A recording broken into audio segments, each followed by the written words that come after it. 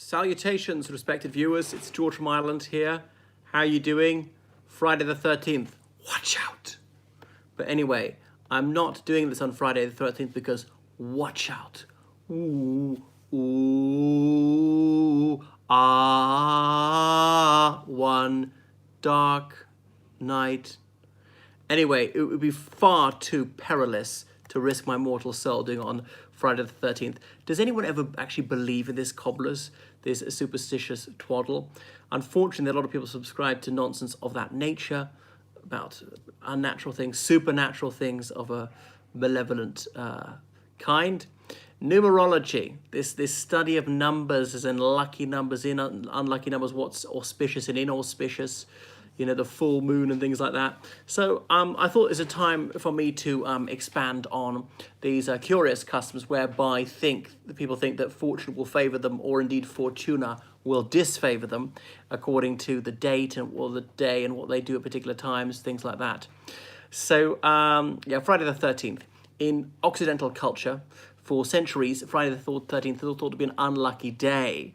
Don't get married that day, don't start a business that day, things like that. And it's said that some people are petrified of this as a psychological condition, this fear of Friday the 13th. And there are all sorts of theorems as to its origin, that it could be because the Last Supper, there were 13 people. Well, there was Jesus plus his 12 disciples, but that was an auspicious event. The next day is supposed to be Good Friday. They dined on Maundy Thursday, I said the day before Good Friday. Maundy Thursday, certainly in the United Kingdom, Her Britannic Majesty meets people and then she gives them money. And it's according to, I think, the years of her age. As in, she'll be 94 next Maundy Thursday, and she'll give 94 men and 94 women, elderly men and women, amount of money. It's a trifling amount of money, like 10 pence each or something, but it's symbolic. But anyway, Friday the 13th, well, bad unlucky day. Another theory is a coven of witches, as in a group of witches met upon a Friday. There'll be 13 of them, and blah, blah, blah. Friday the 13th is a baker's dozen. We all know that a dozen is usually 12. A baker, you ask a baker for a dozen whatever, should give you 13. Okay? But I used to like to talk in dozens. Half a dozen, we all know of 6. 6 of one, half a dozen of the other. Same number. A quarter of a dozen, 3. Who says that? Well, only me. 2 dozen, 3 dozen, things like that. How about a sixth of a dozen? That's 2. Or 1/12 of a dozen. You could just say 1. 1.5 dozen, 18. But anyway, that's more than a trifle contrived. But, okay. So, there's a film, Friday the 13th. I've written a whole series of these horror films. Really not my favorite genre. So I've never viewed any of those films. Are there really more accidents upon Friday the 13th? Is it, in fact, an unlucky day to embark on anything? Well, apparently it is. There have been statistical studies done, but it's thought that this is really, what's this psychological phenomenon called? I've kind of forgotten. Like, to do with expectation or something like that. Conditioning. If you believe it's dangerous, it's more likely to actually make it dangerous. There's some technical word, but I can't remember what it's called, you know? There's a bit like that mind over matter, or a bit like something psychosomatic, like, you know, these double-blind tests.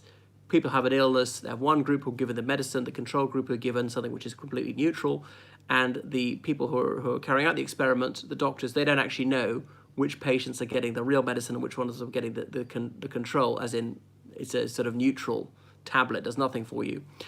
And they'll see who does better. But if you're told that it's curing you, then it does cure you at least a bit, because you're tricked into believing it. Whereas if you're told this is going to harm you, then sometimes it does. A bit like witch doctors in African countries say, I cast a spell on you, you feel ill. And they really start to feel ill because they got so frightened into believing it. Self-fulfilling prophecy. Well, there's a bit of that indeed, AC. So people expect things to happen, and to some extent that's true. If you're told you're brainy, you're a winner, then that imbues you with self-assurance, and then you might go on to achieve more things. Freud made this observation. Whereas if you're told you're worthless, you're an absolute loser, you're completely giftless, then some people believing that are likely to be low achievers. So people acting up and acting down and labeling, sometimes performing as they are labeled, living up to it. So Hindus have something similar. They're into their numerology, what's good and bad, and unlucky days to travel and things like that. People looking at the moon. Oh, the moon's out. Oh my God, werewolves, the full moon. The wolves are supposedly howling at the moon. Oh!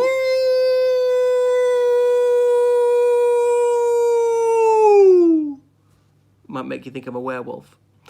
I'm not really. So, but I can come on to why werewolves are there.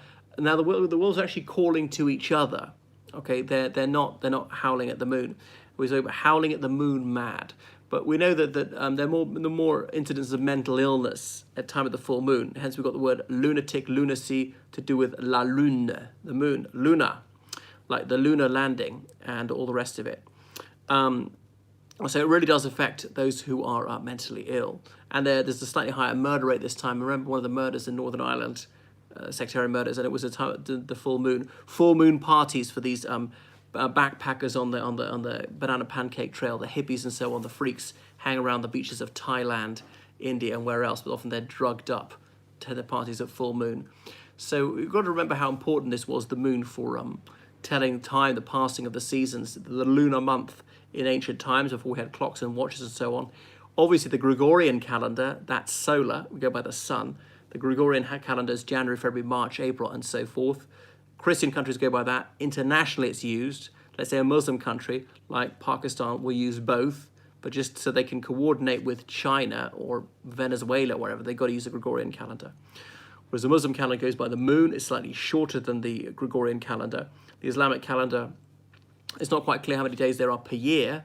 It slightly depends on the first sighting of the full moon in Mecca, you know, the holy city of the Muslims. You know that song by the Waters Boys? You saw too late the whole of the moon, the whole of the moon, da da da da da, like mooning people, as in showing them your bottom. So what else about the moon? And then the crescent moon, symbol of Islam. Yeah, people behaving differently when the moon is out. Remind me that song to do with the 1798 rebellion in Ireland, and 1,000 blades were flashing by the rising of the moon. Say, tell me, Captain O'Farrell, why do you hurry so? Hush, Mabukel said, he said, and his cheeks were all aglow. I've got, whatever, be you ready, quick and soon, and 1,000 pikes were flashing by the rising of the moon, saying, were they spurred on to violence by the full moon, or I'm not sure, they planned when they do it. Maybe a lot of people don't have calendars, didn't know when it's going to be such and such a date. They did that then. Okay, so that one thing about the man in the moon is I've assumed that was universal. I was speaking to a Romanian lady years ago, and I mentioned, asked her, is there a man in the moon? She's just play acting in an infantile manner. And she said, what, are you a baby or something, a man in the moon? And I discovered that in Romanian law, there is no notion of a man in the moon, because I think, look at the moon, you see the shadows thrown up by the craters, and you can imagine these areas of darkness, these bits of obscurity, look like the contours of a man's face, and you join the dots a little bit of imagination.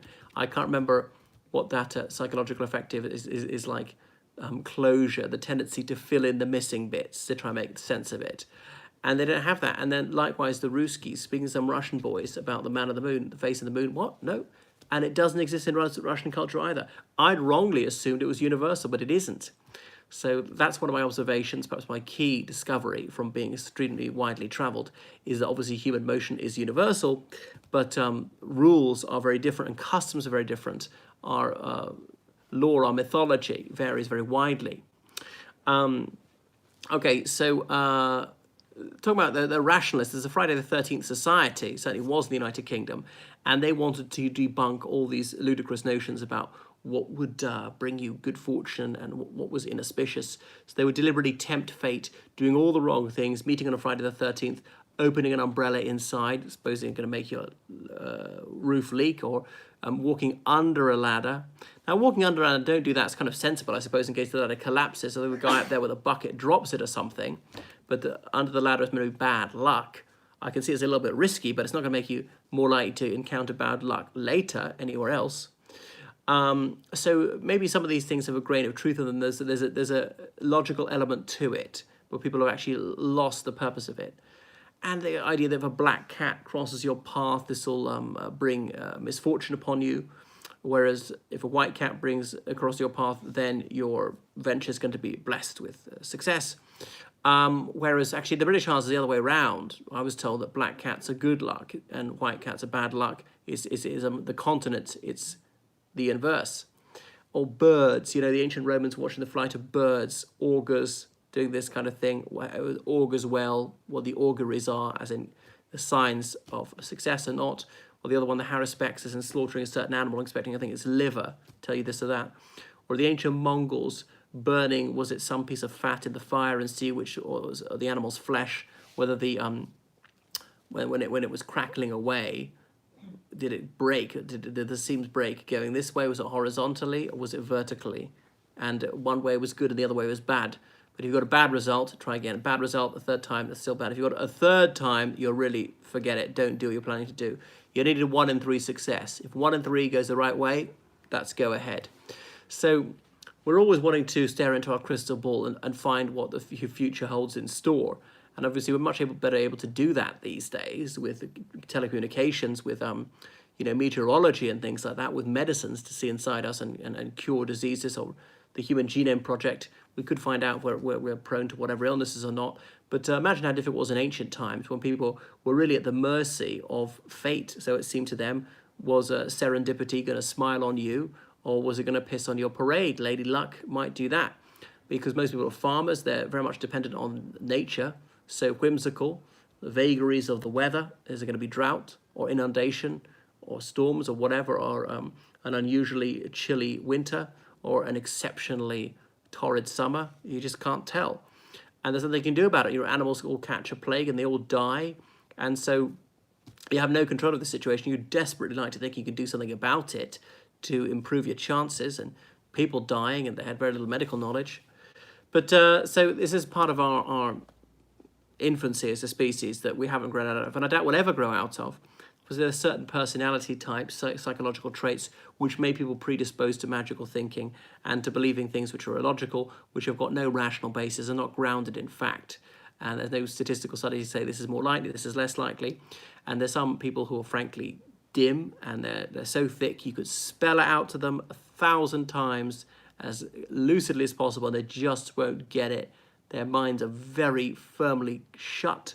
They bury their hands in the sand and just won't accept that there's actually not helping you or not going to harm you.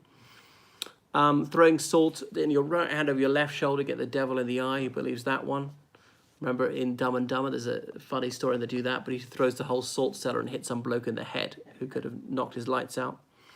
Garlic, keep the old whatever it's away, vampires away. Very keen on putting garlic up in Romania. Remember a Slovak woman adding garlic to everything by bucket loads.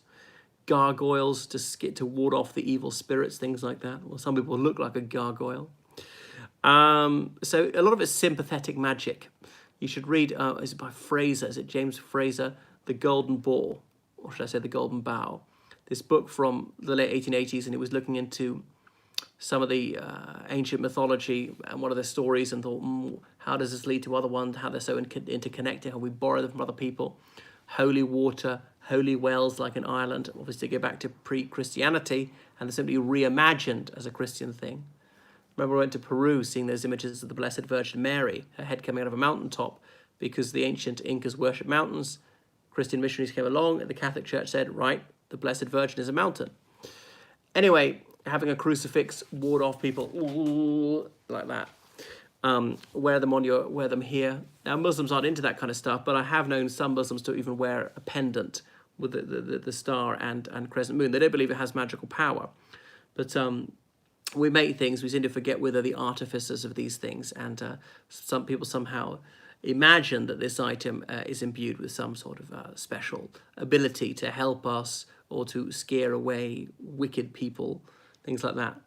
Holy water, like the Zulus, and one of the Zulus of war being treated with whatever by their necromancer, and then thinking that this sorcerer is going to protect them and turn the bullets to the water.